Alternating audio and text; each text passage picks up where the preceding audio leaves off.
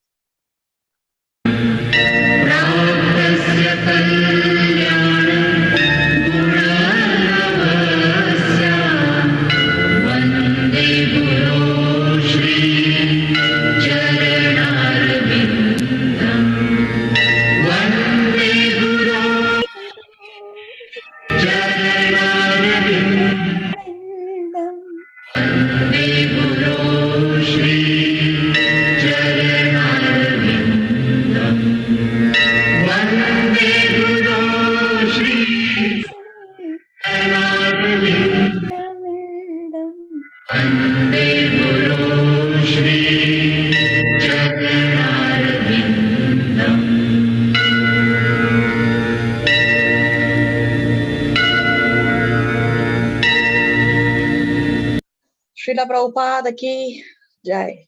Jai. Okay, so what did we see in the previous class? We finished with chapter number 11. We finished with chapter 11 titled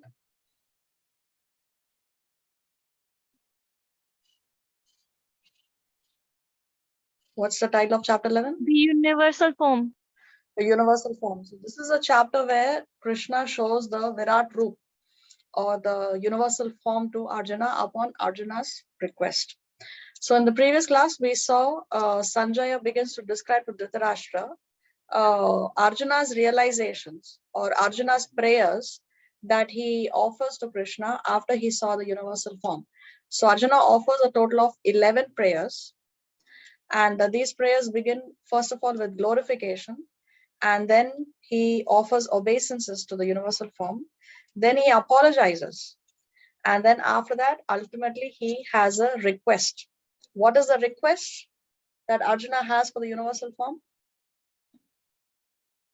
That he didn't want to see it anymore because he was being fearful. So he told him to come back to his normal form. Exactly.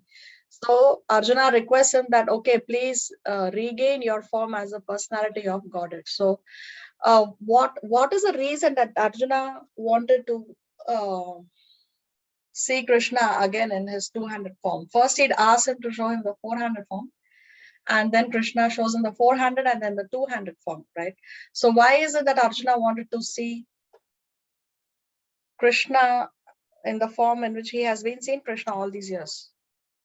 What is the reason? Can you put your question in a different way? I don't understand the question. No, the question is, why is it that Arjuna requested Krishna to show him his form as the personality of Godhead?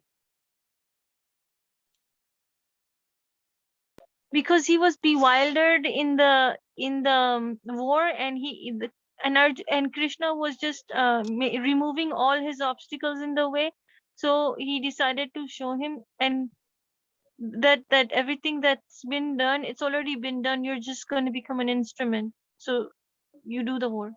Yes, exactly. Because Arjuna was bewildered when he saw this form. He was very disturbed. He was perturbed, right? He said that, and also his rasa has changed. Arjuna himself has seen by his own personal experience that the intimacy of the relationship has changed now. It's not the same as before. With the universal form, it's not possible for Arjuna to have an intimate relationship with the universal form. And he was very disturbed by seeing this form, because in this universal form, Krishna has shown the Kala Rupa.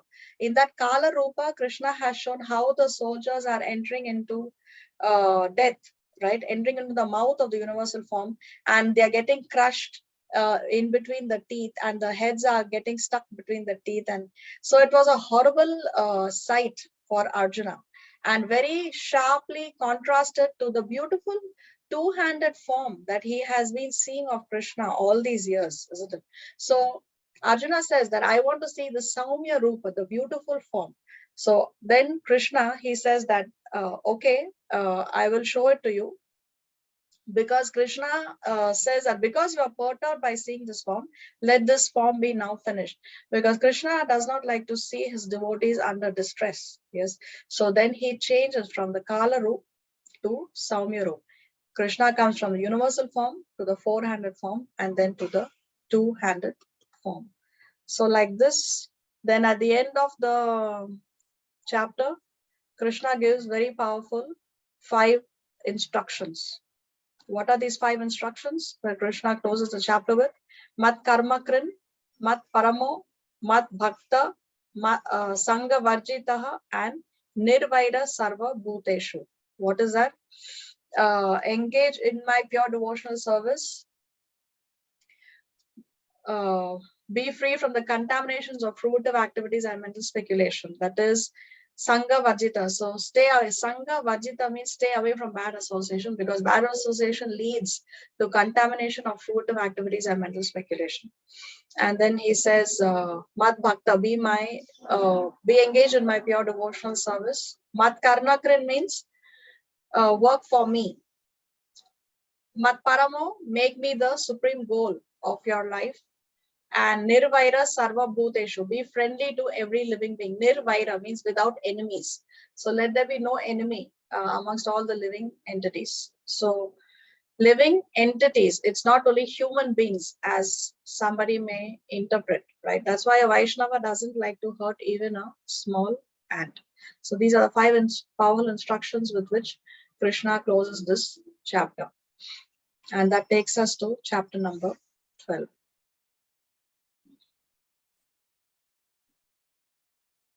Chapter 12 is the shortest chapter of the Bhagavad Gita, along with the 15th chapter. Both of them have only 20 verses. Chapter 12 is also the last verse in the Bhakti section of the Bhagavad Gita. We know Bhagavad Gita is divided into 3 sections. The middle section is focuses solely on Bhakti. The first 6 chapters talk about how karma can lead to Bhakti, and the last 6 chapters talk about how Jnana can lead to Bhakti. So this 12th chapter is the last of the Bhakti section, and therefore in this chapter, Krishna very heavily focuses on the pure devotional service.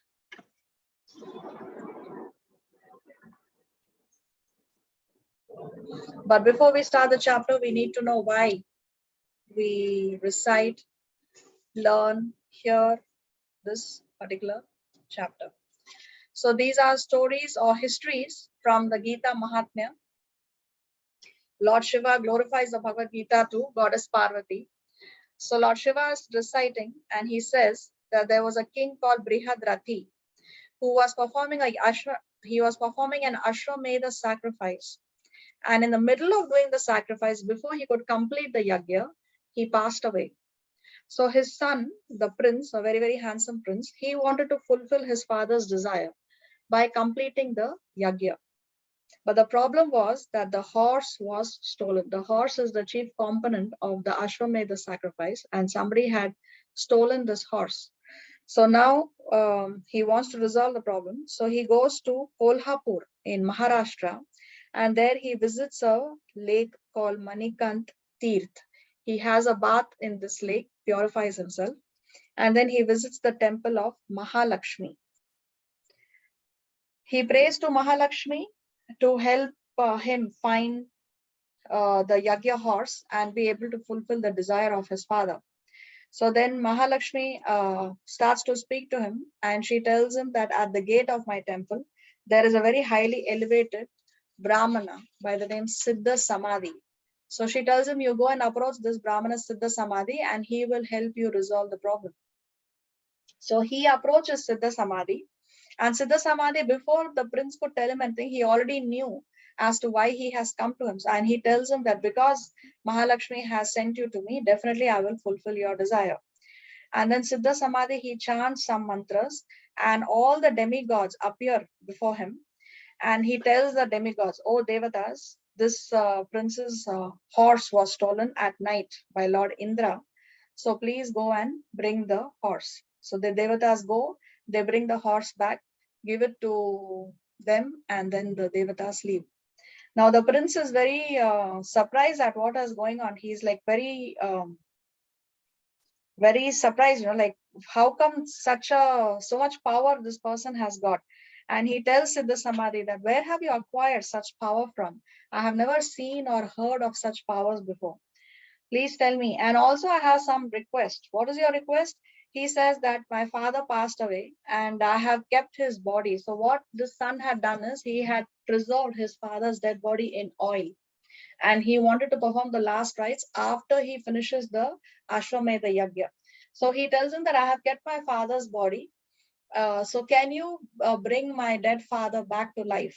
So Siddha Samadhi says, okay, you take me to where your father's body is and I will do the needful. He takes him there and then he sprinkles some water on the head, and he chants some mantras. And then the dead father, he comes back to life and he sits down.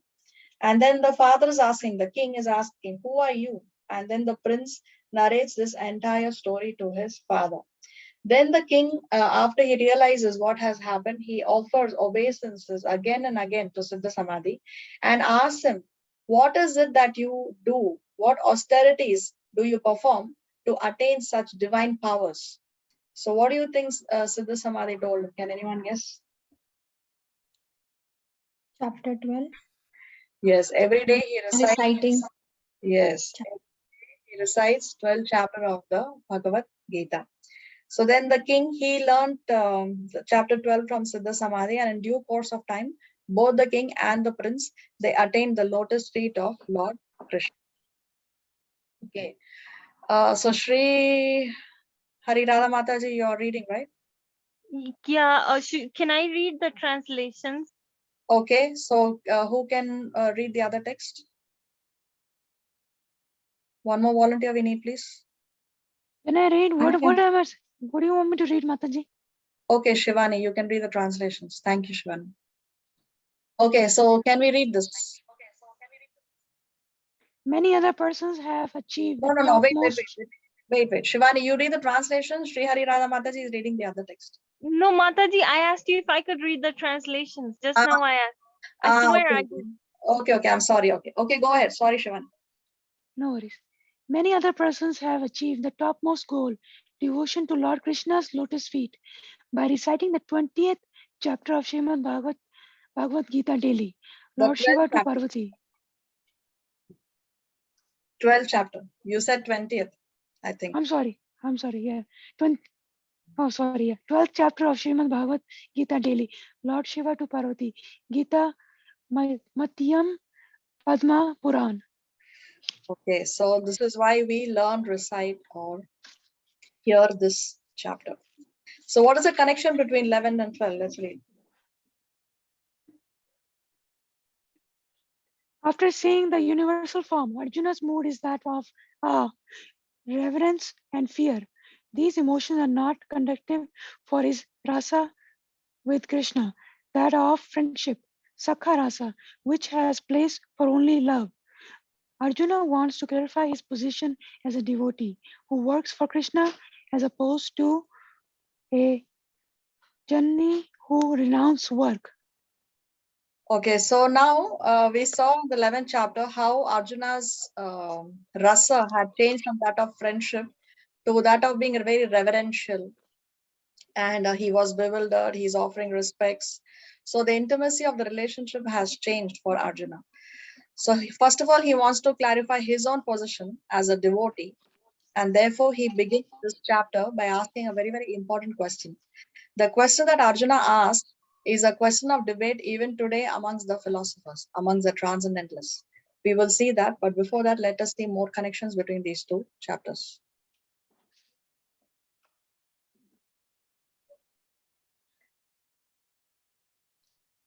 Can you read the Shivani?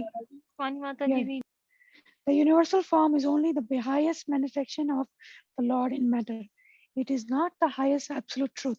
Therefore, Arjuna wants to clarify his position as being attached to the personal form of Krishna as superior to the universal form of or the unmanifested Brahman.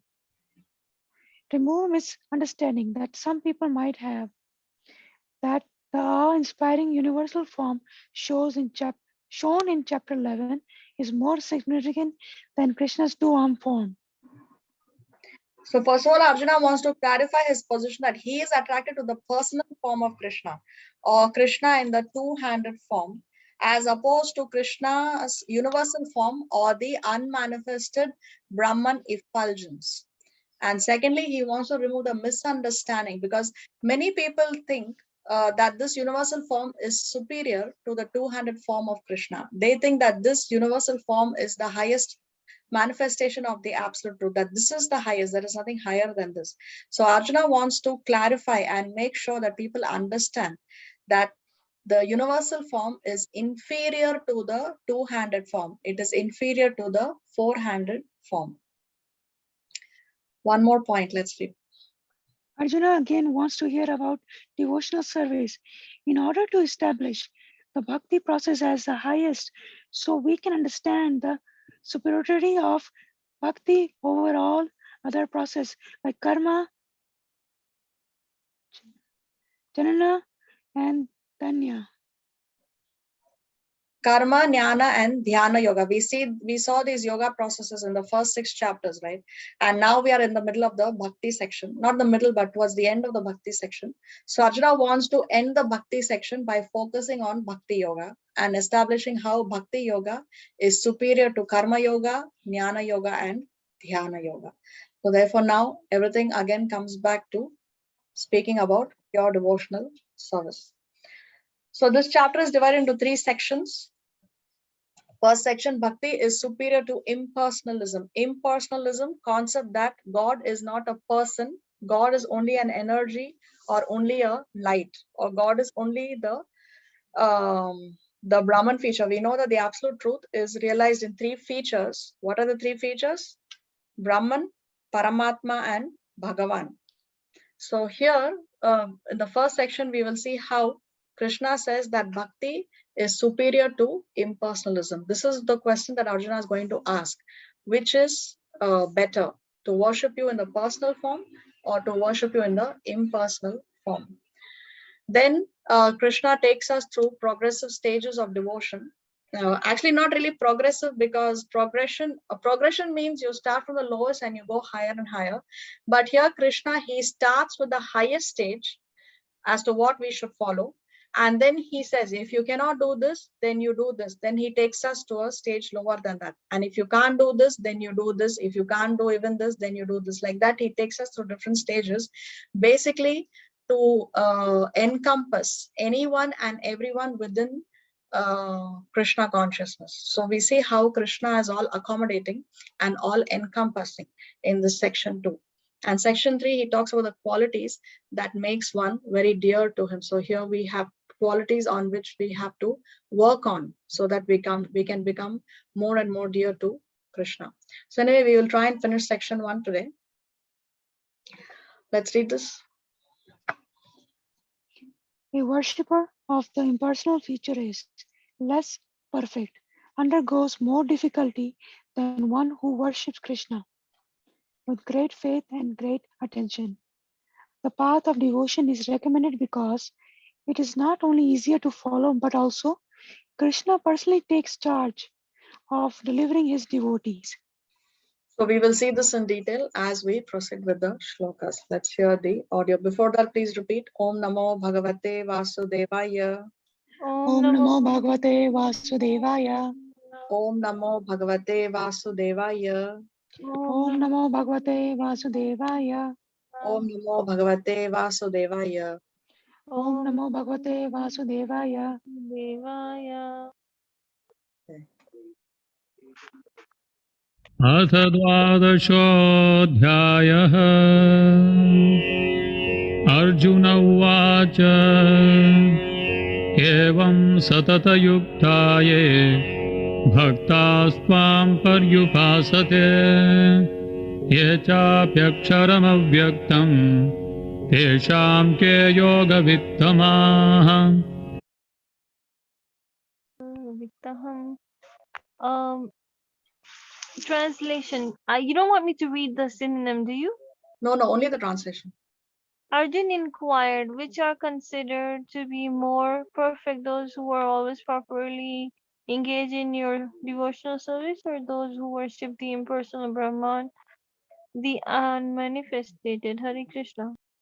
So what is Arjuna's big question? He's asking, who is considered to be more perfect? Those who are worshipping you in your, who are properly engaged in your devotional service, which means the personalists who are properly worshipping Krishna, or those who are worshipping the impersonal Brahman. So as I said, this is a debate even today.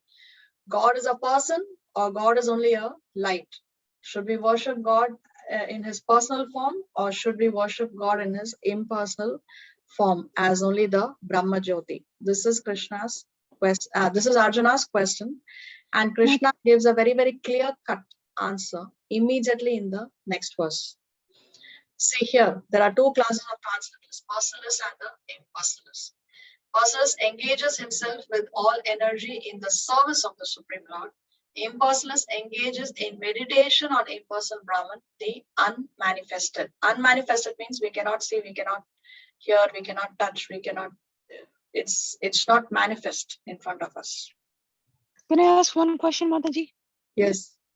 How do you, the light of that's coming out of Bhagwan, how do you, I don't understand, how do you pray to that? I mean, how do you do any, like, Yeah, I mean, so the that form? exactly. So there is no form. No, that's the whole thing. That the impersonalists, they believe that God doesn't have a form. So see, their argument is God is everywhere. So why should we go to a temple? God is everywhere. So why do we worship a murti? They would say that to worship God in a murti is limiting the limitless, because God is Ananta. That is their argument. So Krishna also explains in this section that how it is difficult for one to engage the mind when one prays to the Brahma Jyoti. That's what, how can you do it? That's the whole point. That's why it is difficult. That's why Krishna says that it is klesha. Krishna says when one worships the Brahman effulgence, the worship is klesha. It is very, very difficult. It is, he also uses the word dukkham. That's the whole point. How to do it? It's not possible to do it. Okay, that's why it takes many more lifetimes to attain perfection, if a person attains perfection at all at the end of it. So what happens to people like, we know that devotees, when you attain the supreme personality of God, you go to the lok of God and you stay there forever. But what happens to people who pray to the Brahm Jyoti? I mean, do they die and then they come back again? Yeah, so those who worship the Brahma Jyoti, they attain the Brahman effulgence. Okay, the soul becomes one with the light, and they stay there in the light, and after some time they come back again. They inevitably fall down. Why? Because they are bored. There is nothing to do. There is no activity. It's the Brahma Jyoti is activity-less. There is no activity to engage in. The person just exists in the light. That is it. And it's the nature of the soul to be engaged in some activity. So they get bored and then they fall down again. But that's light that's coming out of Krishna, correct? The light is coming from Krishna, yes, yes. Okay. Srila Prabhupada gives the example, no? If you say that God is light and does not have a form, then it is as absurd as saying that I believe in the sunlight but I don't believe in the sun, because the sun is the source of the light. Like that, Krishna is the source of the Brahma Jyoti. Okay, that makes sense. But I still don't understand if when we go, like if a devotee goes to Krishna's lok, you stay there, you don't come back, to this world. But if you go in Krishna's light, you are bound to come back to this world. Yes, because again, because the soul gets bored, the entity gets bored in the light. There is no activity. See, the nature of the soul is to remain active. It's the nature, it's our nature that we have to be engaged in something or the other. Okay. For example, if somebody was to give you, if your boss was to tell you that, okay, you sit at home, you don't come to work, you will receive the full salary at the end of the month. But the condition is you will not engage in any activity. Would you take up the offer? No. You cannot, because you will engage in some activity at the end of the day, right? You need something to engage yourself in. How can you not do anything at all? That's not possible for us. So it's the nature of the soul to be engaged in some service, some activity. That's why when one attains a Brahma Jyoti, one comes back, because it's an activity-less zone. That's why the soul has to come back. But when we go to Goloka, then we are engaged in services. No, even in Goloka, somebody is, they are even in Vaikuntha and in Goloka, people are engaged, the devotees are engaged in devotional service in these planets. So there is activity even in the spiritual realm. It's not that it's activity less. And that's why from there, we don't come back again. So what about like people who say, okay, before I used to hear mukti, sabko tumhare sare कर्म खत्म हो जाएंगे तुम्हें मुक्ति मिल जाएगी. What does that mean? Mukti means you go back to Godhead, or? Yes, mukti means no more birth and death. No more birth and death. You attain the realm of the Lord, Goloka or Brahma. Even Brahman effulgence is supposed to be that, yes, I have attained the spiritual realm, but not really the spiritual realm. I mean, it is spiritual, but the only difference is that because there is no activity to do, the soul comes back again and again perfects his life, again gets the opportunity, and then can go back to either Vaikuntha or Goloka. From Goloka and Vaikuntha, one does not come back, but Brahma Jyoti, yes, one comes back. Okay, thank you so much for explaining that, Hare Krishna. Hare Krishna. So here you can see a picture of Goloka and the planets in those colored balls. Those are the Vaikuntha planets. And we have on the right side, you can see superior energy and inferior energy. We have seen in chapter 7, Krishna talks about his superior energy and the inferior energy. The material energy belongs to Krishna's inferior energy. The jiva, we, the spirit souls, we belong to Krishna's superior energy. But we come under the influence of the inferior energy. Being superior, we come under the influence of the inferior. That is something that is very notable, and that's a question that is asked in the Bhagavatam also. How is it possible that the jiva belonging to the superior energy can come under the influence of the inferior material energy? But see how powerful material energy can be. And when we come in the domain of the material energy, we are under the influence, we are under the domain of Maya, we are in the domain of Durga. And being in the domain of Durga, when we take to Krishna consciousness, we are declaring an open war against her. That's why we face so many challenges, right, when we take to spirituality, because Durga or Maya Devi, she comes back to us with full strength. We are declaring war against her in her domain, and she performs her service to full perfection. So that's why we need so much more determination to continue in our spiritual practices. Okay, anyway, let's come back here. Okay, so personal versus the impersonal. This is Arjuna's question. Nirgun Nirakar or Sagun Sakar? Let us read this text. Arjun's personal experience in the 11th chapter. To be attached to the personal form of Krishna is best because he could understand all other forms at the same time, and there was no disturbance of his love for Krishna. So Arjuna himself, he has personally experienced that when I saw the universal form, then my love for Krishna was disturbed. It was not the same, right? That love has changed to a relationship of reverence and respect. and my love was perturbed. The intimacy is gone. So from his own personal experience, he can say that no, two-handed form or personal form of Krishna is the best. So why does Arjuna ask this question? Because he has personally seen that what is the best, but still he asked the question. Why? Let's see. Arjun has just seen the universal form and now is in the mood of reverence and fear. He is clarifying his own position because he is attached to the personal form of Krishna. He is not attached to the impersonal Brahman. He wants to know whether his position is secure. To avoid mistaking the universal form as the supreme aspect of the absolute truth, to ensure that all recognize the superiority of bhakti, devotion, work to attain the loving service of Krishna over jnana, Jnana. the renunciation of work to attain impersonal realization. Arjuna wants the Bhagavad Gita's middle set of 6 chapters, the set which has emphasized Bhakti Yoga to conclude with Krishna discussing Bhakti. Okay. So let us see what is Krishna's answer to this question. Shri Bhagavan Uvacha Maya Veshya Mano Ye Mam Nitya Yukta Upasate Shraddhaya Parayopetaha Te Me Yukta Tamamataha.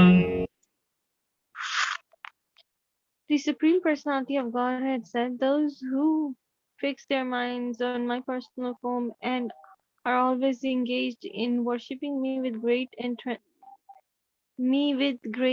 transcendental faith are considered by me to be the most perfect." Hare Krishna. So see, Krishna says, those who fix their minds on my personal form. So very clearly, Krishna says that who is superior? Sagun Sakar is superior. Krishna is establishing. There is no doubt. There is uh, no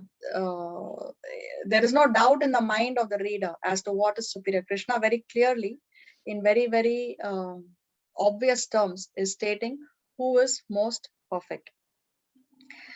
Now, see, Krishna is giving is giving 3 aspects as to why they are perfect. Krishna says, first of all, they fix their minds on my personal form. They are engaged in worshipping me, and they have great transcendental faith. Therefore, they are most perfect. Also, another thing that we have to note here is Krishna uses the word my, mam. So very clearly, he's saying that fix their minds on me, on worshipping me. So he's also very clear that he's not bringing in any other third personality in the picture. He's very clearly stating that he is the object who has to be worshipped.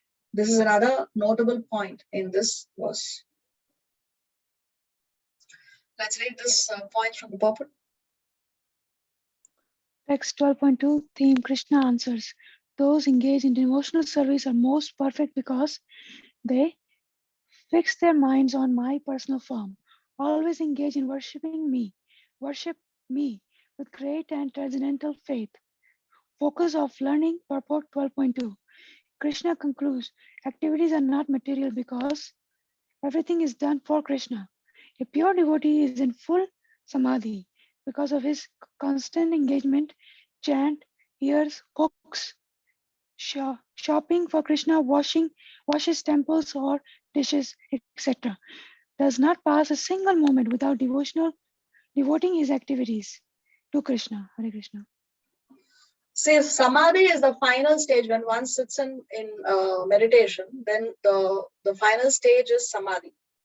So Srila Prabhupada explains that how a devotee can be in full samadhi because he is constantly engaging in Krishna conscious activities.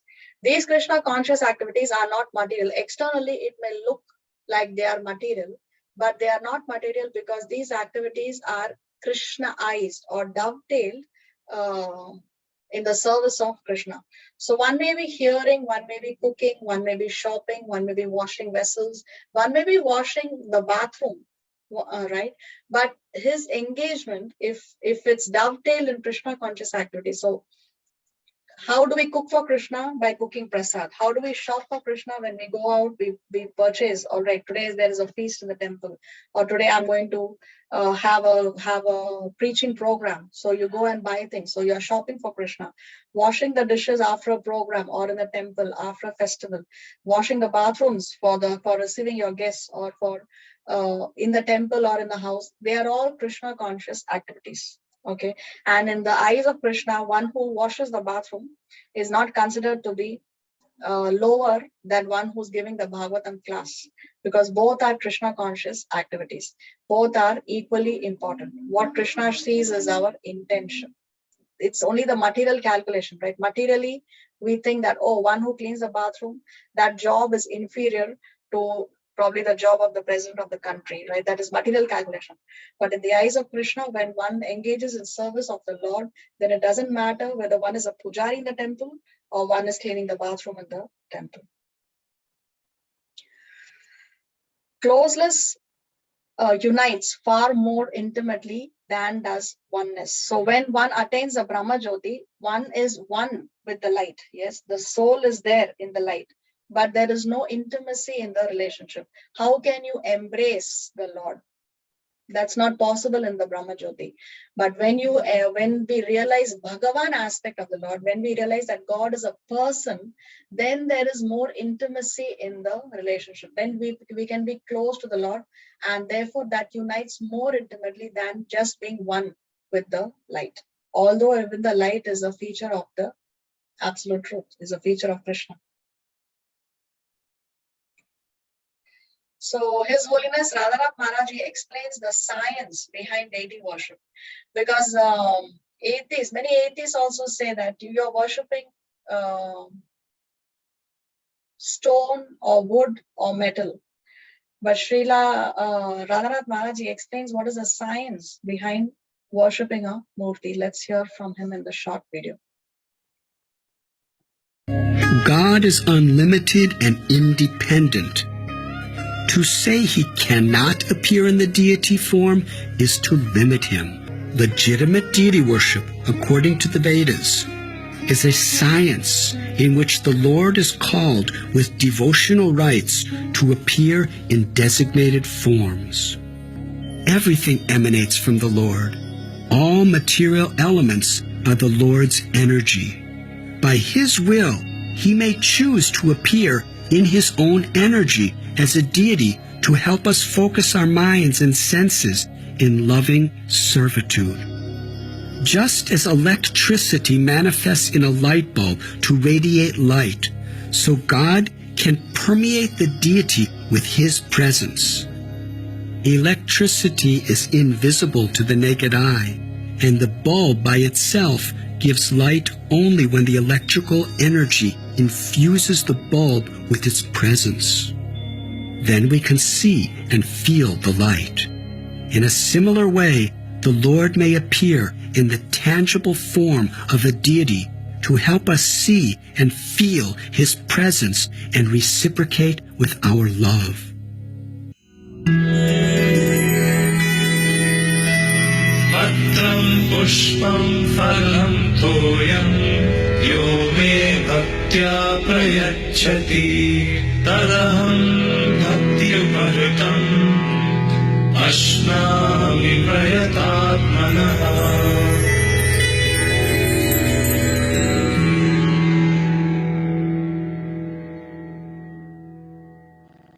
So see, Maharaj explains how the Lord agrees to be worshipped in the form of a deity. The certain rituals are performed, and the Lord is invited to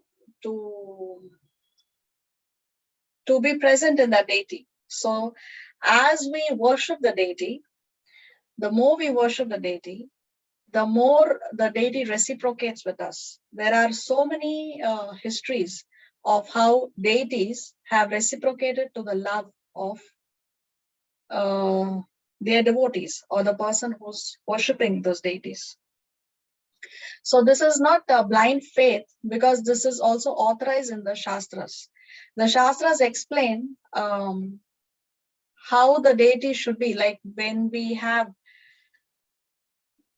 the deity of Krishna with his legs crossed, with him holding the flute in a certain way, right? So all that is described in the Shastras, and those who carve deities, the authorized people who carve the deities, they do it according to what is given in the Shastras.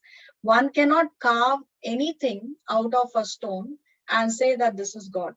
That is not authorized. Even the form that is given to the murti should be according to what is given in the scriptures. For example, during the World Cup, there were murtis of Ganesh that were made, and Ganesh is dressed up like a cricketer. He has the ball in the hand. Another deity of Ganesh I saw with the bat in his hand. All that is not authorized form of worship. That's not what the Shastras explain. So, Sthapati, or the one who carves a murti, who actually does it according to Shastras, they are very strict in this aspect. They wouldn't just make a murti according to what you want, just because you desire it. Okay, it's not like that. For example, I don't know if you know the story of this deity of Narsimha Dev in Mayapur. Now in Mayapur, back before some 3, 4 decades or 5 decades ago, Mayapur was constantly attacked by terrorists. And they would attack the Mayapur temple several times. And once they even took away the deity of Srimati Radharani and that of Srila Prabhupada. They just took the deities away. They used to come with weapons and they would attack. So this was happening constantly in Mayapur, and the devotees in Mayapur, they wanted to find a solution. And someone suggested that let's install the deity of Narsimha Dev in Mayapur, because previously they have seen that how Bhaktivinoda Thakur and Bhaktisiddhanta Saraswati Thakur, during their time, they had installed a deity of Lakshmi Nrsimha in the birthplace of Sri Chaitanya Mahaprabhu. And after that, the attacks have stopped. So they said, let's do this in our temple also, in our ISKCON Mayapur temple. So initially there was some hesitation, because to worship a deity of Narsimha Dev, first of all, the pujari should have very high standards, and he should be a celibate from birth. So like that, there were some conditions, and if the worship is not carried out properly, then it can bring a lot of misfortune. So anyway, eventually it was decided that they wanted a murti of Prahalad Nrsimha. So now they go to South India, someplace in Tamil Nadu. A devotee goes from Mayapur and he goes in search of people who can make this deity. So he goes and approaches several people, and nobody is willing to make a deity of Narsimha. They all refuse. They said, no, we cannot carve this deity for you. Then finally he goes to one person, and initially he refuses, and then later again. So several trips were made from Mayapur to South India, like that. After making several trips, to cut the long story short, finally one devotee, one person, he agreed to carve the deity, because he said that his guru appeared to him in his dreams.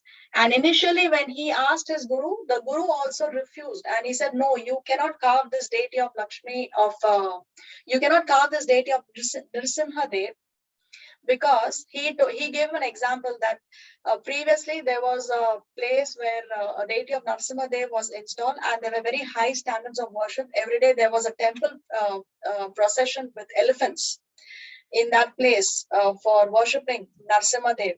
Then over the time, they were not able to maintain that kind of worship. And so now that town is now a deserted place. So he told his disciple that if you carve that deity, a lot of misfortune will befall upon you.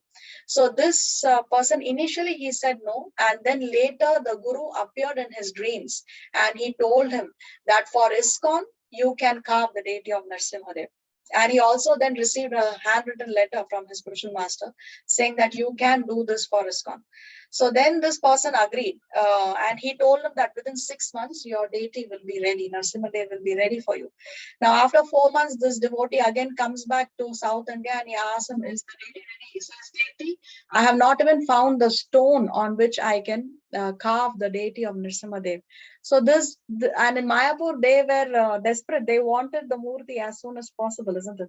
So then the Sthapati, the one who makes the the Murti, he said that, no, I'm looking for a special stone, a stone that has life. Now, what is a stone that has life? He says that he wants a stone which, when it is hit on 7 places on different parts of the stone slab, it will make a particular sound.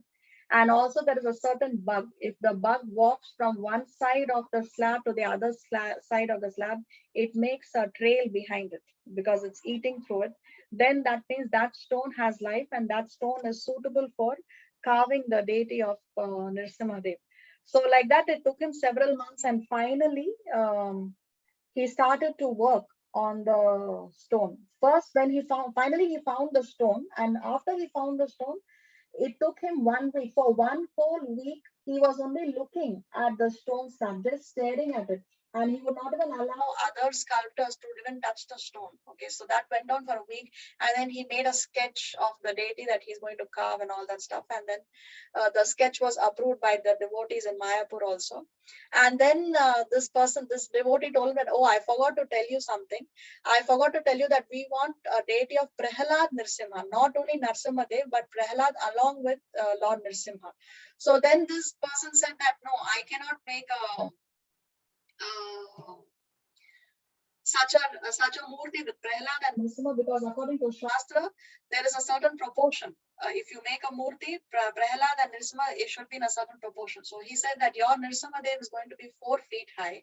So according to that, according to Shastra, Prahalad will be the size of an amoeba. Amoeba, you cannot even, it's seen only under a microscope, right? Only the giant amoebas can be seen with the naked eye. So he says that then Prahalad will be the size of the amoeba. So the devotee doesn't know, we want Prahalad to be 1 feet high. So he said, okay, if Prahalad will be 1 feet high, then Nrsimhadev will be 120 feet high. So, again, there was a clash. Then finally, the Sthapati, he agreed, because the spiritual master had told him that you can do it for ISKCON. So that's why finally he agreed to make Prahalad Nrsimha for ISKCON Mayapur. Then again, several trips up and down, and eventually, finally, this deity was ready. But as soon as the deity was ready, he did not inform the devotees in Mayapur that you can come and collect the murti. He had kept the murti in a shed outside his place of staying. There was an open shed, and he had kept Nrsimhadev there. And he has gone to visit someone else, the person who carved. And then suddenly he calls this person, in devotee Mayapur. He receives a call from the Sthapati, and he says, you please come immediately and take Nrsimhadev from here, because he has put my house on fire. The entire shed had caught fire. Okay, immediately Nrsimhadev he just wanted to go to Mayapur, and then he comes, and then they take the murti. Of course, there are other paperwork and etc. that has to be completed when you take a murti from one state to the other state, right? So all these formalities were very surprisingly completed within 24 hours. Otherwise, this kind of paperwork, especially in India, can take a lot of time. But within 24 hours, by the blessings of Nrsimhadev, because Nrsimhadev was raring to go to Mayapur, everything was ready within 24 hours, and finally Nrsimhadev appears in Sri Ram Mayapur. So like this, you can see how the Sthapati did not agree to make the murti. It is strictly according to Shastra, or strictly according to what you receive from disciplic succession. This is how the murtis are made. So it is a science, and the Lord appears in this form. He agrees to appear in this form out of mercy for us. Why out of mercy for us? Is because when we see a murti, we can focus better. We can engage our mind better in our sadhana. When we chant our rounds, if we see the murti, then we can immediately engage our minds better. Yes, God is everywhere, no doubt. God is everywhere, but he's also present in the murti. And when we see the murti, immediately, it's only natural that we think of the Lord. If we are walking on the road, when we see a picture of the Lord, immediately we think about the Lord. Immediately we fold our hands, right? In India, every corner, there is a temple. So when we see a picture or a deity, immediately we fold our hands, and immediately in our mind, we are thinking of God. So the Lord agrees to come in the murti form so that we can focus our minds better. It is the mercy of the Lord that he agrees to do that. Okay, so now here, after seeing this verse 2, Now Krishna says that those who worship my personal form, they are most perfect. One may wonder, then what is it that an impersonalist can attain? So Krishna answers that in verse number 3 and 4. Let's hear that. ये त्वक्षरम् अनिर्देश्यम् अव्यक्तं पर्युपासते सर्वत्र गमचिन्त्यं च कूटस्थमचलं ध्रुवम् सन्नियम्येन्द्रियग्रामं सर्वत्र समबुद्धयः ते प्राप्नुवन्ति मामेव सर्वभूतहिते रताः. So, but those who fully worship the unmanifested, that which lies beyond the perception of the senses, the all-pervading, inconceivable, unchanging, fixed, and immovable, the impersonal conception of the absolute truth, by controlling the very senses and being equally disposed to everyone, such persons engage in welfare of all, at last achieve me. Hare Krishna. Okay. So what is it Krishna says? That What do the impersonals attain? they attain Krishna themselves. They achieve at last. They attain me. Me. So they are also attaining Krishna. Then what's the problem? They're just saying that fully worship. For those who fully worship the unmanifested, that which lies. So basically, they're talking about the perception of the senses, and you know how you fixed your perception of the senses in the impersonal conception of the absolute truth, by controlling various senses equally disposed. So nothing is wrong. They're actually doing that and going at the right place, but the thing is, it's taking them longer. It takes them longer. Yes. See, at the end, Krishna says, at last achieve me. At last is the key word here. So yes, they attain Krishna. They attain the Brahman effulgence of Krishna. Also, that's another important point to note. They attain the Brahman effulgence, and it takes them many more lifetimes. It takes them a longer period of time. In sharp contrast, when we engage in Bhakti Yoga, then one can attain Krishna at the end of the current lifetime itself. No more lifetimes we have to wait. Okay, so now in this verse, there are 8 descriptions of the unmanifested or of the Brahma Jyoti or the Brahman effulgence that Krishna is giving. What are the 8 descriptions? He uses the words Aksharam. What does Aksharam mean? So Aksharam means which is beyond the perception of the senses. Okay, so now he's describing the Brahman effulgence. Okay, 8 descriptions. 1 is Aksharam, which we already explained. 2, Anirdeshyam. What does that mean?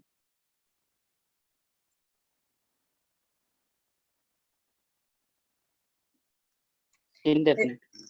Indefinite, yes. Then Avyaktam. What is Avyaktam? Unmanifested, which is not manifested. Yes. Then Sarvatragam. What is Sarvatragam?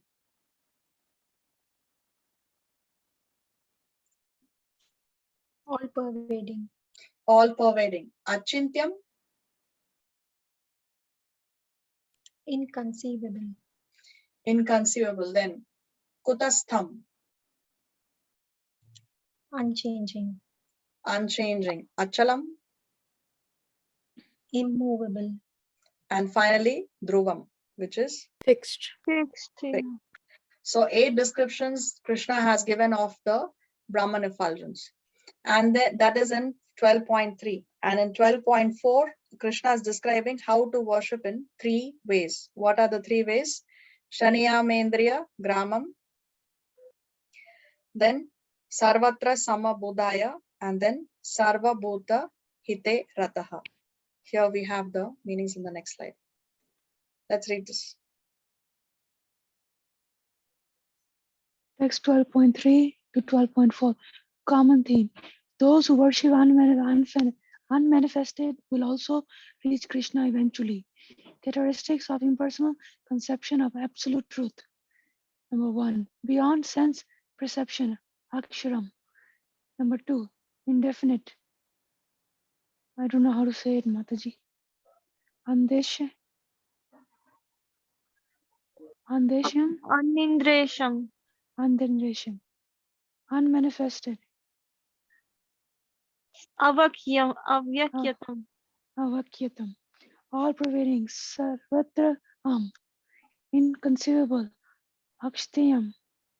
Anchintayam. Unchantayam. Unchanging.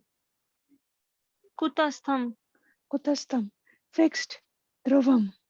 Immovable. Achalam. Achalam. How to worship the unmanifested? By controlling various senses. Sannyasam indriyam graham. By being equal, disposed to everyone. Sarvata samaha buddhya. By engaging in welfare of all. Sarva buddhya itya rataha. Okay, let's read this. Those worshipping the impersonal Parvatanti Mam Eva certainly achieve Krishna, but only his effulgence, the Brahma Jyoti, his Nirvishesha formless, Atul attribute-less and activity-less aspect, or if by good fortune they later contact an excellent devotee, they may accept the personal path and eventually achieve Krishna's service. Hare Krishna. So see, finally they attain. At last they achieve me. What aspect of the absolute truth they achieve? It is the Brahma Jyoti. This Nirveshesha, this Brahma Jyoti is formless, attributeless, and activityless. So see, there is no activity, the activityless aspect of the feature. So, but if by good fortune, they later contact an exalted devotee. So if they come in touch with a Vaishnava, then they may accept the personal path and eventually they can achieve Krishna's service. So when one engages in the service of Krishna, then his good fortune has started. Okay, now coming back to this verse, does Krishna speak anything negative about impersonal realization? No. No. He has not spoken anything negative. Only he has established the superiority of personal worship so far. He has not spoken anything negative about impersonal realization. So let's see what he says in 12.5 now. क्लेशोऽधिकतरस्तेषाम् अव्यक्तासक्तचेतसाम् अव्यक्ता हि गतिर्दुःखम् देहवद्भिरवाप्यते. For those whose minds are attached to the unmanifested, the impersonal feature of the supreme advancement is very troublesome. To make progress in that discipline is always difficult for those who are embodied. Hare Krishna. So avyakta ashakta chetasam. Chetasam means the mind. So one who attaches his mind to the avyakta and asakta, that which is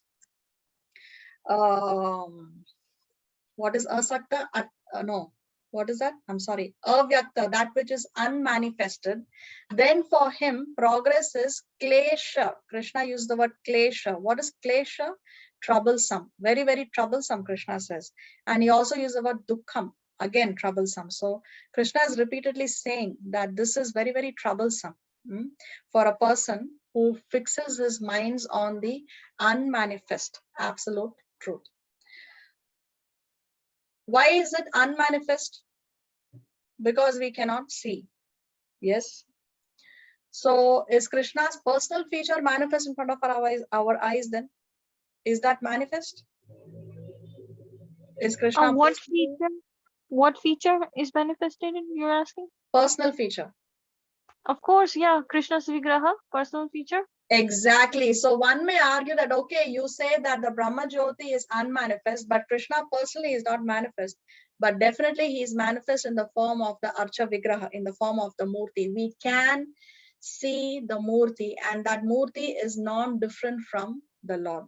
Okay. So Krishna is saying that those who attach their minds to the unmanifest impersonal feature, for them advancement is klesha. And how much klesha is there? Krishna says adhika taras. Adhika taras, very much. Adhik means a lot. So it's very much troublesome, Krishna says. And then he says, Deha vadbir avapyate. Deha vadbir. For whom it is troublesome? For those who are embodied. Now, who are embodied living entities? Us, because we all have this material body, isn't it? The spirit soul is covered by this gross body. And therefore, for us, it is difficult to understand. Why? Because we have a body, we have a form. So for us embodied beings, to understand that which is formless is klesha, because we ourselves are embodied. So therefore, when we have the Murti in front of us, then it is easier for us to fix our minds. That's what Krishna is saying. Let's read points from the purport. 12.5 theme. The path of impersonalist is troublesome and very difficult. Focus of learning purport 12.5. Two groups of transcendentals discussed. Jnana yogis, those who follow the path of Jnana yogis. Gyan yogis, those who follow the path of inconceivable, unmanifested, impersonal feature of the Supreme Lord. Bhakti yogis, those persons who are in full Krishna consciousness and engage in devotional service of the Lord. Bhakti yoga versus Gyan yoga. Same goal, both untimely bring one of the same goal. Process of Gyan yoga is very troublesome. It is very difficult for him to simply theoretically understand that he is not his body. He is not this body. Process of Bhakti yoga is direct. It is process of being in direct service with the Supreme Personality of Godhead. Bhakti yoga accepts the deity as worshipper because there is some bodily conception fixed in the mind, which can be appealed. Hare Krishna. More points from the purport. Focus of learning purport 12.5 continued. Deity worship is not ideal worship. Reference. Vedic literatures. Worship may be Sugana or Nirguna of the Supreme possessing or not possessing attributes. Worship of the deity in the temple is Sagun worship because the Lord is represented by material qualities, absolute nature of the Lord. The form of the Lord, although represented by the material qualities like stone, wood, etc., is not actually material. Analogy, deity worship compared to a mailbox. The deity is an unauthorized representation of God, known as Acharya Vigra. The deity is an incarnation of Supreme Lord to accept service from the living entities. The Lord is omnipotent, all powerful. Omnipotent, all powerful. Therefore, he can accept the service of the devotees in his Acharya Vigra form, such to make it convenient for the man in unconditional life. For the embodied soul, there is always a difficulty with the unmanifest both at the same time of practice and at the same time of realization. Difficulties in the practice for the impersonalist. They have to understand the unmanifested representation of the Supreme process is difficult. Studying Vedic literature like Upadeshas, learning the language, understanding non-persuasion feelings. So say this analogy, Prabhupada gives this very nice analogy of the mailbox. Now we have these mailboxes which are authorized by the government of India. So if we want to post a letter and we drop the envelope with the proper address and with the stamp in the authorized mailbox, ultimately it will reach its destination because the postman, he comes, he opens the mailbox, he takes the letters and he delivers them to the destination. Now, if one is to create a mailbox exactly like that of the government, He paints it red. It's the same shape, same size, same form. Everything is the same. And he drops the letter with the stamp and with the address in that mailbox. Will that letter ever reach its destination? It will not reach its destination, because a postman is never going to come and open that mailbox, because that is not authorized by the government. Okay, so first of all, the letter should be posted in an authorized mailbox, which is authorized by the government of the country, and then it will reach its destination. So in the same way, the deity is the authorized representation of God. It is authorized manner of worshipping the Lord. So therefore, the Lord accepts the service in that Archa Vigraha. Now, when we offer a flower to the deity, the Lord is accepting that service as equal to offering the flower to the Lord himself. It is non-different.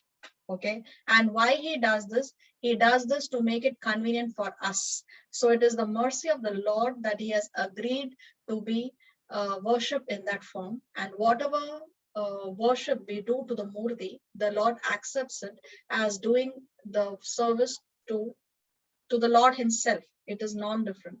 So it's the authorized representation. The deity is the authorized representation of the Lord, just as how the mailbox is the authorized representation of the government of the country to deliver letters. So this is an analogy that Srila Prabhupada gives in the pulpit. More points from the pulpit. Let's read.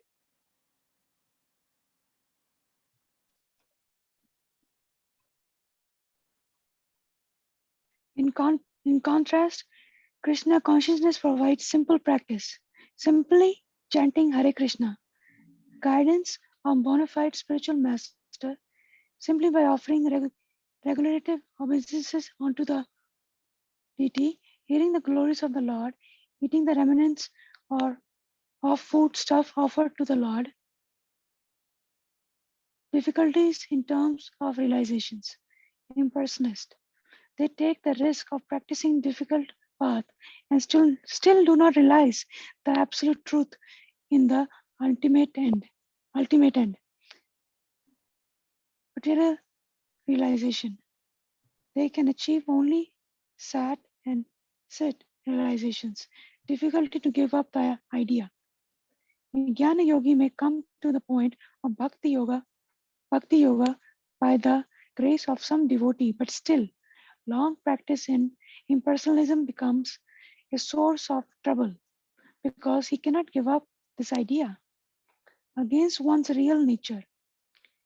Every living soul is partly independent, and therefore this unmanifested realization is against the nature of his spiritual blissful self.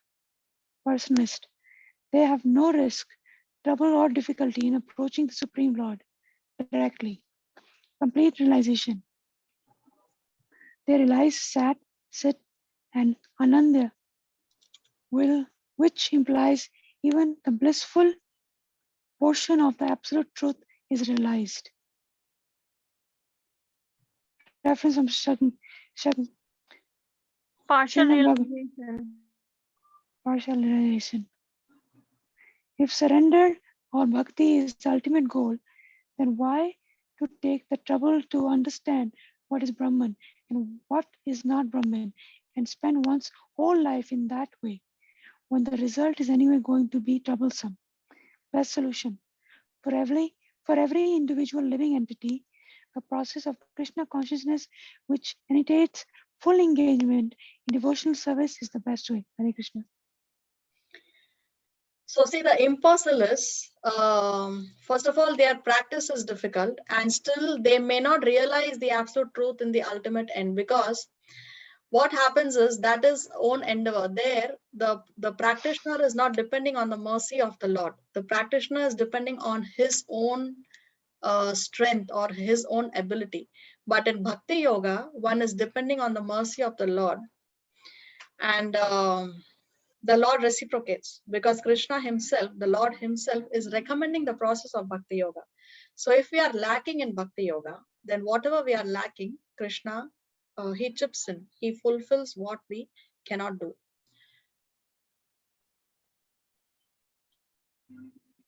Okay. So here I have put some examples of how the deities have reciprocated to their worshippers. One story is that of Srila Madhavendra Puri. Srila Madhavendra Puri is the spiritual master of the spiritual master of Sri Chaitanya Mahaprabhu. Sri Chaitanya Mahaprabhu is Krishna himself. Still, when he appeared on this planet, he accepted a spiritual master. His name was Ishwara Puri. And Ishwara Puri's spiritual master is Srila Madhavendra Puri. So this is a pastime of Srila Madhavendra Puri and a deity called Gopinath, who later came to be called as Kirachora Gopinath. Let us read this pastime. The story of Sri Kirachor Gopinath. Sri Madhavendra Puri once visited Ramanu in Orissa. During his visit to place, he went for darshan of Sri Gopinath deity. Seeing the beautiful image of Lord Gopinath in Ramanu, Sri Madhavendra Puri was overwhelmed with love and started singing his names and danced for some time in ecstatics. He asked one of the Lord Gopinath's Brahmin servants what foods were offered to the deity. The Brahmin answered, in the evening we offer Sri Gopinath 12 bowls of Amrit Kheer, a thickened milk preparation that is like the nectar of the gods. It is famous everywhere as Sri Gopinath's Kheer, and no offerings anywhere in the world is its equal. As to their deity, Sri Puri thought that if I could just get a taste of this preparation, he would thought he thought ashamed of him. Sorry, hold on. He would be able to one day make it himself and offer it to his own Gopinath. However, this very thought ashamed him, as it is improper to desire the food intended for the Lord. After watching the Aarti ceremony, Sri Madhavendra went outside and sat in an empty marketplace chanting the holy names. In the meantime, the pujaris had finished his duties and was taking rest when he had a vision of the deity in a dream telling him, get up, open the door.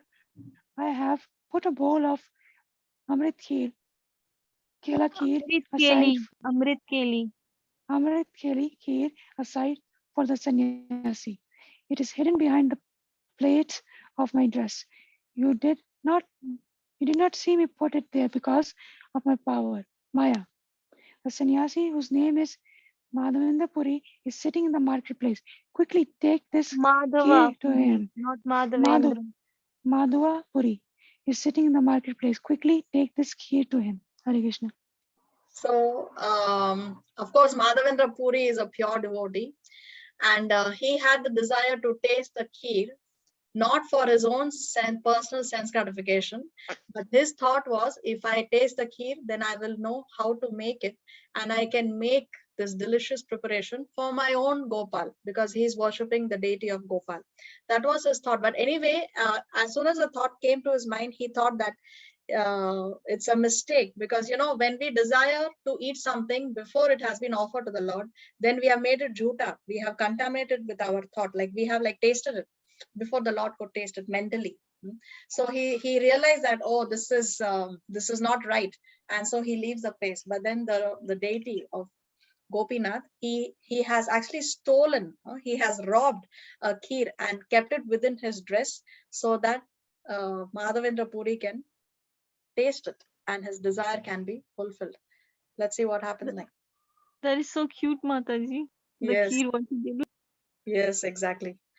Yeah, so let's see what happens next. The pujari was startled by the dream and immediately got up.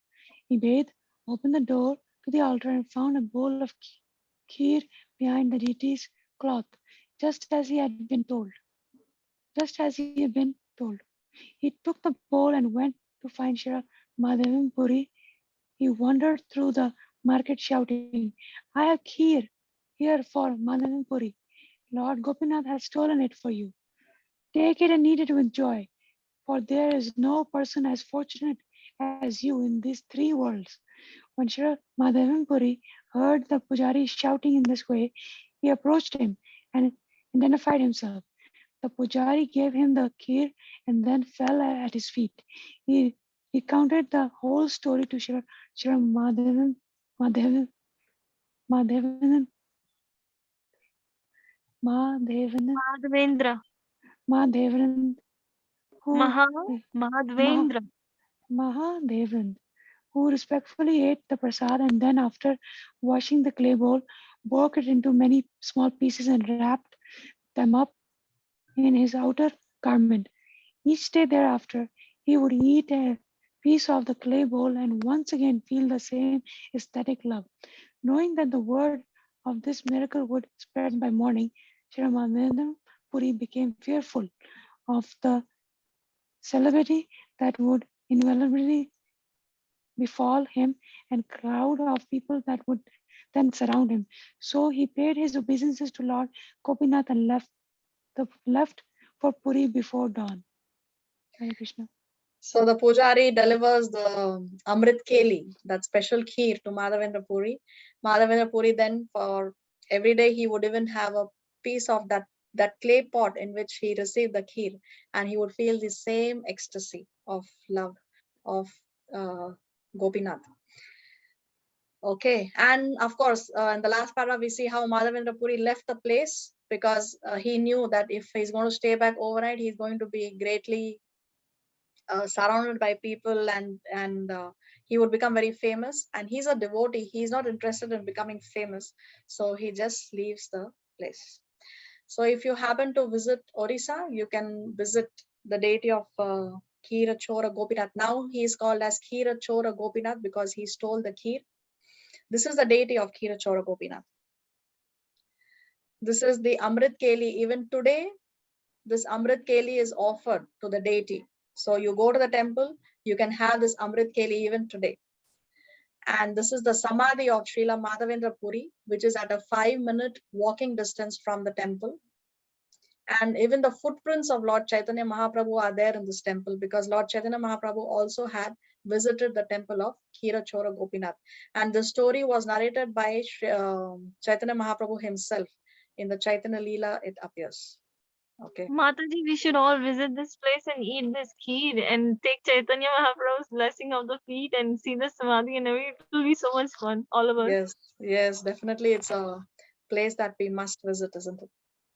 Mataji, do you know how to make this kheer? No, Mataji, I don't know how to make this kheer. Keli means kela. I don't know. I have no idea. But anyway, what makes the kheer, even if we know the recipe, the secret ingredient is how it is offered to Gopinath. No, Gopinath puts the final ingredient, so that's what makes it delicious. Even if we try to make it at home, how are we going to offer it? We can mentally offer it also, but I don't know if it is. Just imagine that Gopinath is feeding all of us all this kheer in this little pot, mitti ka pot. It will be so much fun to have it, Yes, you know. yes. The secret ingredient is Where's this? offering it, right? Mataji, where's this temple in Odisha? It's in a place called, it's near Puri. I think it's in a place called Remuna, it says here, no? Remuna and Orissa. Okay. Okay. I have been to Orissa, I have been to Jagannath Puri, but I didn't go to Remuna. I missed it. At that time, I didn't know of this temple, unfortunately. Okay. Another example of how the deity reciprocates is the deity of Sakshi Gopal. This deity is also in Orissa. If you travel from Bhubaneswar to Puri by road, this temple comes midway. It's on the way, right? So Sakshi Gopal, what is the story of Sakshi Gopal? The word Sakshi means witness. The deity was actually previously called Gopal. And there were two Brahmins, one young and one old Brahmin, who went on a pilgrimage. In that pilgrimage, the young Brahmin very nicely served the older Brahmin. And the older Brahmin was very happy with the service, and he promises the younger Brahmin that I will give my daughter's hand in marriage to you. The younger Brahmin says that, no, you please promise this in front of the deity. So they go to this temple, and in front of Gopal deity, the elder Brahmin promises to the younger Brahmin that I will give my daughter's hand in marriage to you. Now, after the pilgrimage has ended, the Brahmin, each one, they go to their respective houses. The elder Brahmin explains what has happened to the family, but the family members are not ready to get the daughter married to this younger Brahmin because of they think that the younger Brahmin is not a good match for their daughter. So anyway, after some time passes, the younger Brahmin goes to the village and he says, you have to fulfill the promise that you have given in front of the Lord. You know, he's not interested in the girl. He's more interested in that the promise should be fulfilled because you promise in front of the Lord. But then the elder Brahmin, now he's afraid of his family members and he says that, what promise? I never made any such promise. So now this younger Brahmin, he goes to this deity, he goes to the temple of Gopal and he tells Gopal that the promise was made in front of you. Now you are the witness to what has happened. So you have to come with me to the village and tell everybody what has happened, because nobody else was a witness. You were the witness, so you have to come. Now the deity starts to speak to the younger Brahmin, and the deity tells him that I am only a murti, I am only a deity. How can I come with you? So he says, well, if you can talk, then you can also walk. So you please walk with me. And then the deity says, all right, I will come with you. I will walk behind you under the condition that you will not look back. If you look back, then I will stay in that place. I will not walk anymore. So the younger Brahmin agrees, and the younger Brahmin walks and the deity of Gopal starts to walk behind him. Now, as the deity walks, the sound of the anklets can be heard. The sound of the anklets of the deities can be heard by the younger Brahmin. And suddenly, when he reaches the outskirts of the village of the elder Brahmin, he stops to hear that sound of the anklets. So the younger Brahmin is thinking, is he there or is he not there? I cannot hear the anklets anymore. So out of curiosity, he turns back to see if the deity is there. And then the deity, as per the condition, he remains in that place and doesn't walk anymore. But anyway, because he had reached the outskirts of the village, the word had spread that how Gopal has come walking. And all the villagers, they come to the spot, and then the elder Brahmin, he sees the potency of this younger Brahmin, how the deity has walked for his devotee, for this younger Brahmin, and then he narrates the entire story, and finally the marriage takes place. So we see how the deity of Sakshi Gopal has walked and talked for his devotee. So the deity does reciprocate. One more story, one more deity is the deity of Tota Gopinath. It's the only sitting deity of Lord Krishna in the world. Gadadhar Pandit from the Panchatattva, we pray, no? Jai Shri Krishna Chaitanya Prabhu Nityananda, Shri Advaita Gadadhar. So this Gadadhar Pandit, who is of the Panchatattva, he felt a lot of separation from Lord Chaitanya Mahaprabhu after Lord Chaitanya Mahaprabhu left the planet. And after his departure, Gadadhar Pandit grew very old very quickly because of the separation from Lord Chaitanya Mahaprabhu, and his body had become bent, completely arched, and he was not able to garland this deity. Actually, this deity of Gopinath, this deity was called Gopinath. This deity was discovered by Lord Chaitanya Mahaprabhu himself. Once when Lord Chaitanya Mahaprabhu was in ecstasy, he started to dig the earth, and then he tells Gadadhar Pandit that I have a very beautiful gift for you. Would you like to accept it?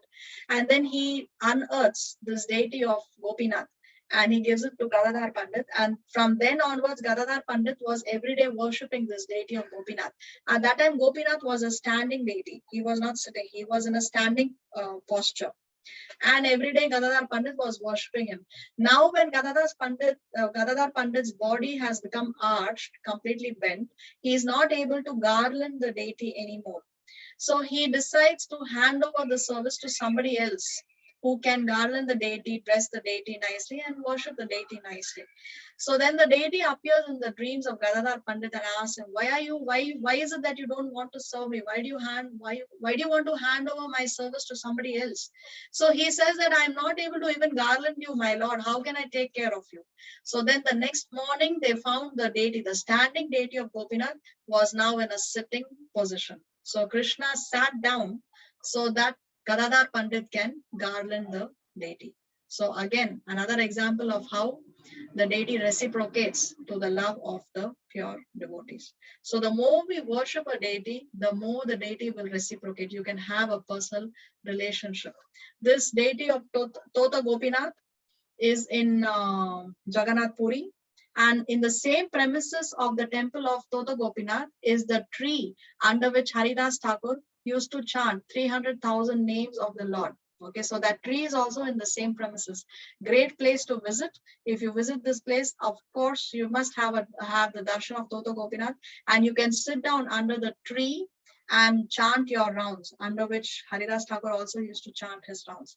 And if you go here early in the morning, at around 7 a.m., when the pujari is blessing the deity, upon request, the pujari can show you the cracked knee of Tota Gopinath. Tota Gopinath's knee had cracked because Lord Chaitanya Mahaprabhu, when he disappeared from this material world, he was seen entering into this temple, right, into the deity room, and then he was not seen anymore. So it is believed that he entered the murti, and when he entered, the knee of the deity cracked. So if you go in the morning at 7 a.m., you can see the cracked knee of the deity also. So very nice place to visit also. Have you been here, Mataji, to this temple? Yes, I have been to this temple. Yes. Please And, give us your blessings that we can also go one day. Yes, definitely. I hope that all of you can visit this place. And Me too, Mataji. Me too. By yes, Jagannath mercy. माता जी चलिए मन से हल्दी लगा देते crack leg पे, वो जो क्रैक हो गया लेग पे, मन से हल्दी लगा देंगे फिर गोपीनाथ को राह मिलेगा.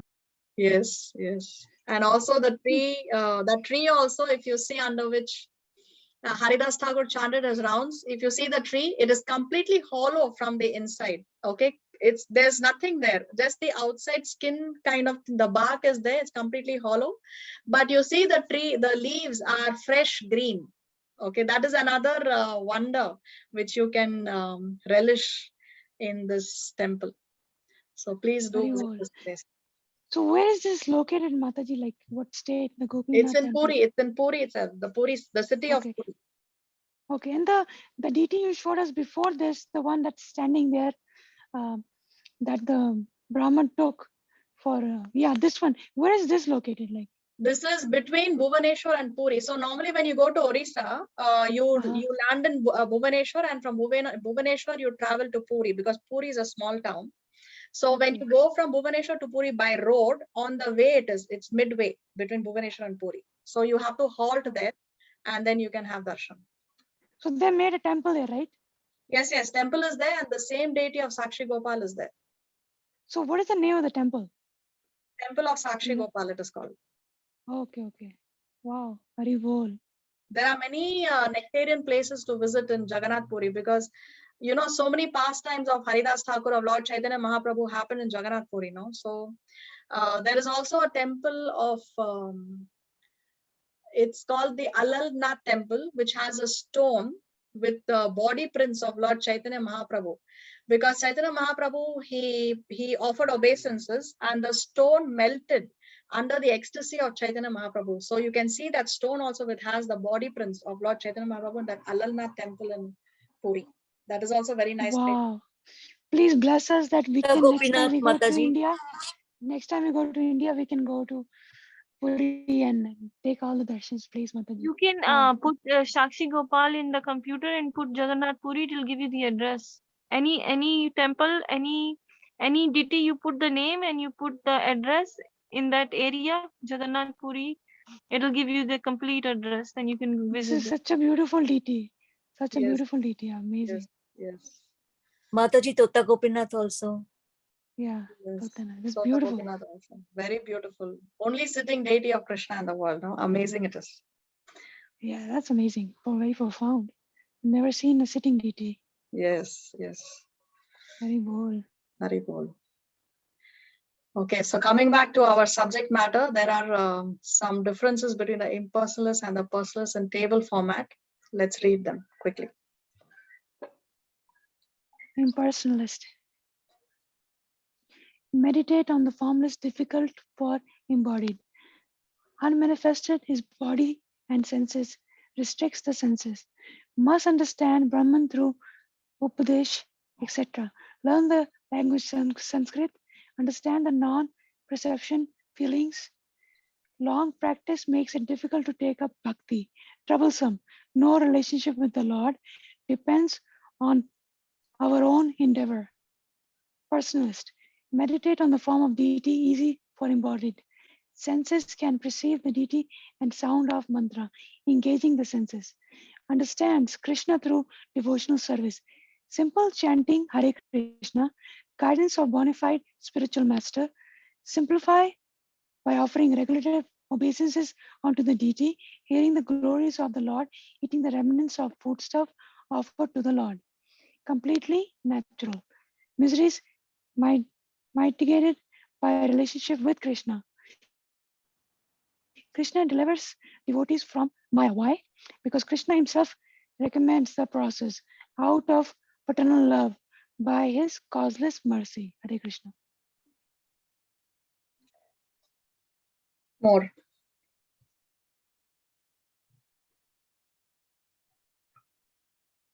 Read Shivani Mata. Brahman. Nirgun without qualities. Inconceivable. All-pervading. Unchanging, fixed, and immovable. Cannot perceive any opulences because of lack of activity. Risk of not realizing absolute truth at the end. May realize the eternal and knowledge aspects of his original nature. Partial realization. Bhagwan. Sadgun with form, qualities, etc. Possesses inconceivable potencies, all pervading by energy and the super soul. Unchanging, fixed, and immovable. Possessor of 6 optical opulence in full. Success in guaranteed as nothing is lost. Realizes eternity, knowledge, and bliss. Includes Brahman and Paramatma realization. Hare Krishna. Okay, so let's do the last 2 verses for the day, and then we will wind up today's session. हेतु सर्पाणि कर्माणि मयि सन्न्यस्य मत्पराः अनन्येनैव योगेन मां ध्यायन्त उपासते तेषामहं समुद्धर्ता मृत्युसंसारसागरात् भवामि न चिरात् Partha मय्यावेशितचेतसाम्. But those who worship me, giving up all their activities unto me and being devoted to me without deviation, engage in devotional service and always meditate upon me, having fixed their minds upon me, O son of Partha, for them I am the swift deliverer from the ocean of birth and death. Hare Krishna. So here Krishna is explaining how Bhakti Yoga is a very, very easy process. Okay, and see, he's talking about how Bhakti Yoga is a two-way process. What Krishna is saying, that you give up all activities, you be devoted to me without deviation, you engage in devotional service, you meditate upon me, fix your minds upon me, and then I will be the swift deliverer from the ocean of birth and death. So it's a two-way process. We do our sadhana, we do what we are supposed to do, and then Krishna will do what we cannot do. Because Kali Yuga is an ocean of faults, we are, to what extent can we do our sadhana to perfection? How many people can say that, oh, I chant all my 16 rounds with full attention? How many people can say that? I don't know. At least I cannot say that. So there are so many shortcomings. Krishna says, you do your best. What you cannot do, I will do for you. So ultimately it is Krishna who delivers us from the ocean of birth and death. It is not that we can do it on our merits. Okay, we do what we can do. Krishna will deliver us. Why? Because we are following the process that Krishna himself has recommended. Just like a parent who may tell the child, okay, you do this. If the child does his best and is not able to do, then the mother or the father will complete it for the child. Okay, fine. This is how you finish it up. Okay, so this is a relationship that Krishna has with his devotees. So it's a two-way process. We do our best. Krishna does what we cannot do. In the Mahabharata, we saw how Arjuna, he saw the universal form. In the universal form, Arjuna was shown that everybody on the opposite side will be killed and the 5 Pandavas will be alive. Krishna himself tells him that. Arjuna already knew this before the war started. Now, there was this incident where Arjuna had taken a vow because Jayadratha was involved in the killing of Abhimanyu. Arjuna had taken the vow that I will kill Jayadratha today, otherwise I will commit suicide. And the Kaurava strategy was somehow or the other, we are going to keep Jayadratha away from Arjuna so that Arjuna cannot kill him and then Arjuna will kill himself. So they had kept so many warriors ahead of Jayadratha and Jayadratha was at the fag end. And Arjuna went all out. He tried his best to defeat and to fight each one of those great warriors and to get to Jayadratha. But time was ticking away. So Krishna saw Arjuna is doing his best. So when Arjuna could not do it, then Krishna put in what Arjuna could not do. He created the eclipse-like situation. Then Jayadratha came in front, laughing and saying that, look, I am safe. The sun has set. You have not yet killed me.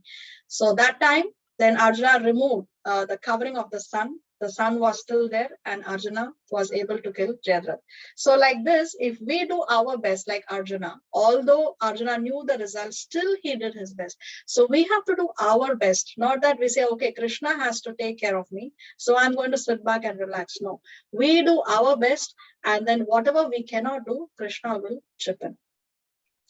Even in the past times, see this picture, Krishna delivers his unalloyed devotee from the ocean of birth and death. So we are in the material world. This material world is the ocean of birth and death. Krishna is a swift deliverer. He says swift. See, he uses the word swift. So very quickly. So Bhakti Yoga process means we can go back to Godhead at the end of this lifetime. No more lifetimes. Srila Prabhupada also said, you chant 16 rounds, follow the 4 principles, under the guidance of a bona fide spiritual master, you can go back to Godhead at the end of this lifetime. Okay, so even in the story of Gajendra, when he saw Lord Vishnu coming, he did not just say, oh, okay, Lord Vishnu has come, now you please save me. He is under excruciating pain. Remember, his foot is in the mouth of the crocodile. He is bleeding, he is losing his strength. And for 1,000 years, this thing has been going on. So finally, Lord Vishnu is arriving there. And it's not that Gajendra sat and said, oh, Vishnu has come, now he's going to save me. No, immediately he plucks a flower and he offers it to Lord Vishnu. So even in that pain, he is rendering devotional service. He doesn't forget that he has to serve the Lord. And he plucks that lotus flower from the riverside and he gives it. I don't know if he plucks it or it was already the river, but anyway, he offers the lotus and he's offering. So he remembers that I have to perform my devotional service under any which condition.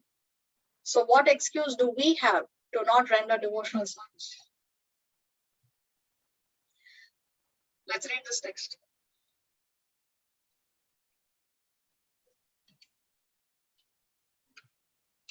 We cannot hear you, Shivani. A devotee does not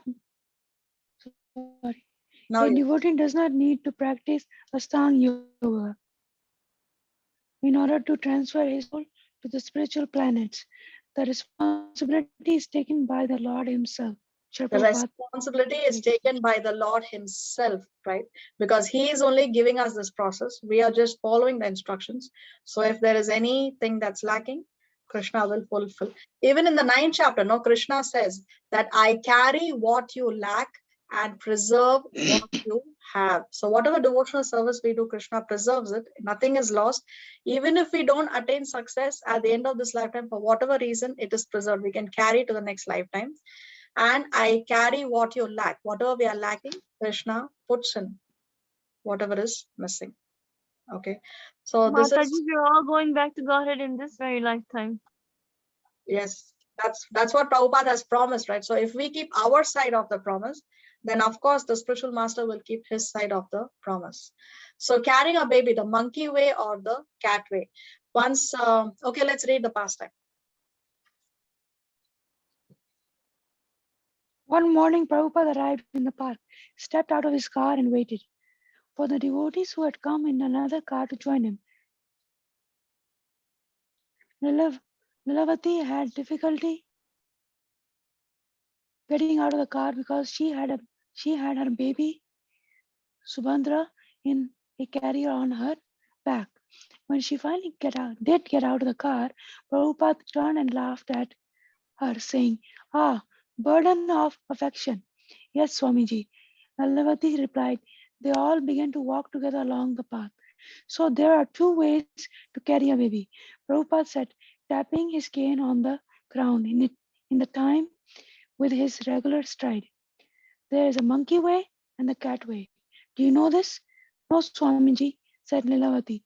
"Well, which way do you think is better?" Prabhupada asked her. "The monkey way or the cat way?" She couldn't understand or imagine what he meant. Prabhupada continued, "The monkey baby climbs on the back of the mother and holds on. And in this way it travels. And the kitten is carried in the teeth of the mother. So which is better?" Hare Krishna. Read, Mataji. Oh. Yes, Prabhupada said, that is the difference between the No, yogi from the beginning of the and book. I changed the slide. oh. Lalavati could not still understand which way could be better. They both sounded very difficult to her. "Well," Prabhupada said, "the monkey baby is very small and very weak, and he's holding on to the mother by his own strength. But the kitten is being supported by the strength of the mother. So which way do you think is better?" And then she understood. The cat way is better. "Yes," Prabhupada said. "That is the difference between the yogi and the devotee. The yogi is trying to climb on the back of the absolute truth by his own strength, but he is very weak, so he will fall. But a devotee, cries out for Krishna, and as he spoke the word Krishna, Prabhupada held his arms up high and looked up at the clear morning sky.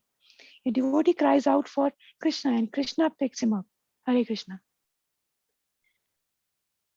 So let's read this. Ocean represents our present material existence, which in an ocean of misery, though we can struggle against the waves of life's miseries for some time, the, the relentless of the waves eventually drains us. We need help. Where we can seek help determines our destiny. Straw represents material solutions like money, power, contacts. Why straw? Because everything material is temporary. Even the material things that promise protection. Nothing material can offer lasting relief. Expecting it to save us is like expecting a straw to save a drowning man. What we need is not straw, but a lifeline. Lifeline represents the process of devotional service. The Bhagavad Gita 12.7 indicates that though this process we attract Krishna grace, which delivers us from material existence. Hare Krishna.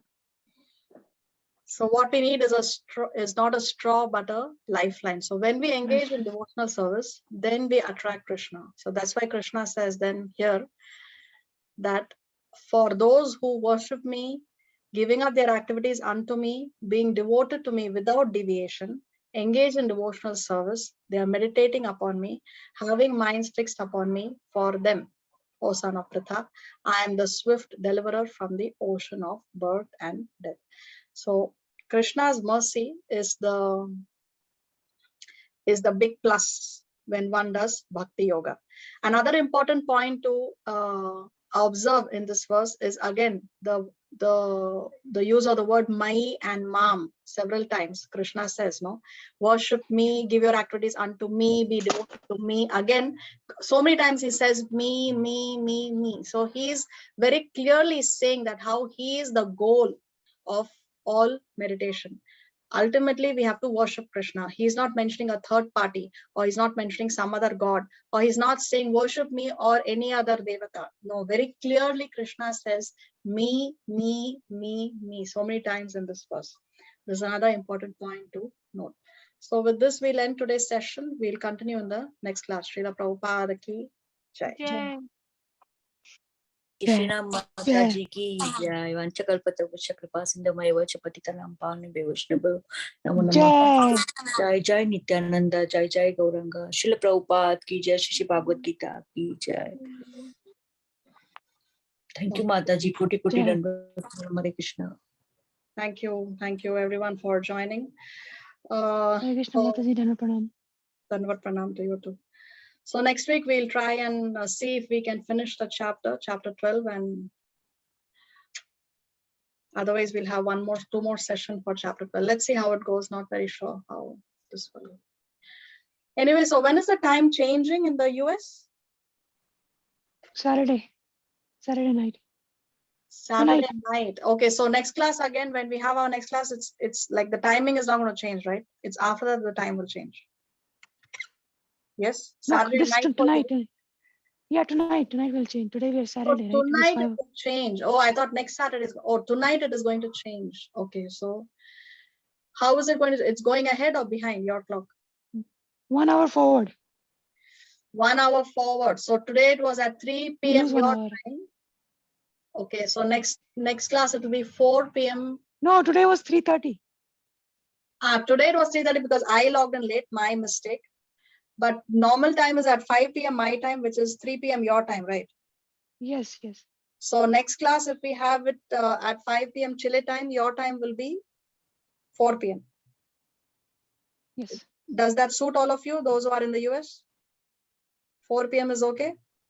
It's Yes, fine. Mataji, I think same time, Mataji. Okay, so we'll stick to 5 p.m. Chile time, and for Yeah, y'all, it should be same, just 1 hour. yeah, it will should be same because it's. Yeah. So for you, it will be 4 p.m. the next class. Tomorrow is Ekadashi. Yes. Tomorrow yes. is Ekadasi, Mataji, but time is, I think, same, Mataji, 5 o'clock or 4 o'clock usually. You have to see the change of timing for y'all. Fast breaking. EST and your time is same, maybe after next week, Mataji. No, because our clock is changing on the 4th of April. Our clock is not changing this weekend. Ours is changing in the first week of April.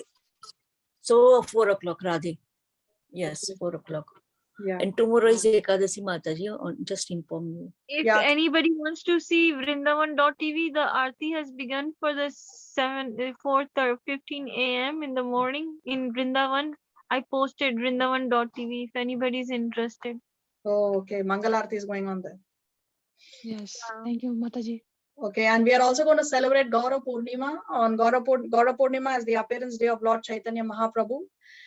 For Gaurav Purnima, the Vaishnavas, we fast till moonrise because that was the time Lord Chaitanya Mahaprabhu appeared. For Vishnu Tattvas, we fast till the time when they appeared. So that's why for Janmashtami, we fast till 12 midnight because that's when Krishna appeared. And for Chaitanya Mahaprabhu's appearance day, we fast till moonrise. So it's and of course, Chaitanya Mahaprabhu is even more merciful than Krishna because he gave us the Maha Mantra free without any rules and regulations. So if possible, if your body permits, if your health permits, please fast till moonrise. Okay. Will you post the dates of Chaitanya and so both the dates? So 17th. It's on the 17th. It's on the 17th. Gaurav Purnima is on the 17th.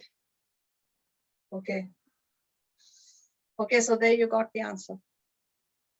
Thank you. Thank So you. Mataji,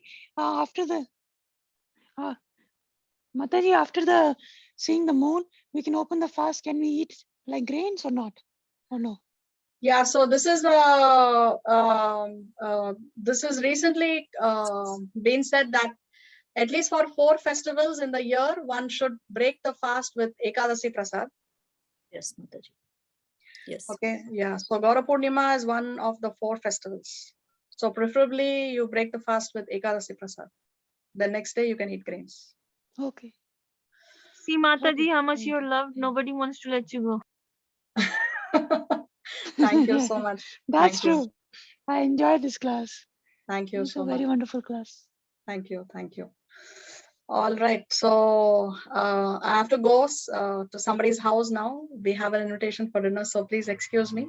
Hope to see you next Saturday. Take care, everyone. Have a Mataji, nice we are praying. Have a you, nice Mataji. Purnima. Thank you, Mataji. We are praying that Jaipataka Maharaj will be here very soon, Mataji. Oh yes, he's traveling to the US. Yes, yes. You are very Atlanta. yeah. Yeah. So if you get his association, then please post pictures. You are very Yes, lucky. Mataji, sure. Jai. Please pray for all of us that we get Seva and he will be here very soon. Jai. Jai. Okay. All right. Hare Krishna. Thank you. Koti Hare Koti Krishna. Thank you. Hare Krishna. Hare Hare Krishna. Krishna Nama Pranam to everybody. Hare Krishna. Hare Krishna.